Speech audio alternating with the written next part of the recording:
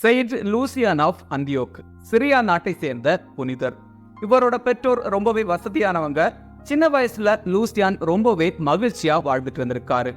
ஆனா திடீர்னு இவரோட பெற்றோர் இறந்து போக லூசியான் தன்னோட சொத்துக்களை எல்லாம் விற்று ஏழைகளுக்கு கொடுத்துட்டு துறவு வாழ்க்கை வாழ ஆரம்பிச்சிருக்காரு. எடேசா நகருக்கு போய் திருவிவிலியத்தை பிழை இல்லாம கற்று தேர்ந்திருக்காரு. அந்தியோக்கியா நகர்ல வச்சு குருவா அருட்பொழிவு செய்யப்பட்டிருக்காரு. இறையியல் பள்ளி ஒன்ன துவங்கி மாணவர்களுக்கு இறையியல் கற்றுக் கொடுத்திருக்காரு. லூசியான் திருவிவிலியத்தை கையால் எழுதி பிரதி எடுக்கிறதுல ரொம்பவே வல்லவராக இருந்திருக்காரு. இவரோட இந்த பணிய புனித ஜெரோம், புனித ஜான் கிறிஸ்டோஸ்டோம் ரொம்பவே பாராட்டியிருக்காங்க.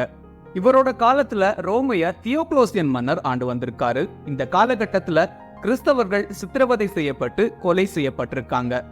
லூசியான் ஒரு கிறிஸ்தவர்னு தெரிஞ்சதும் இவரை கைது செஞ்சு சிறையில் அடைச்சிருக்காங்க. கிட்டத்தட்ட 9 வருடங்கள் சிறையில சித்திரவதை செய்யப்பட்டிருக்காரு லூசியான். இறுதியா நான் ஒரு கிறிஸ்தவன் அப்படின்னு சொல்லிக்கிட்டே கிபி 312ஆம் ஆண்டு இறந்து போயிருக்காரு லூசியான்.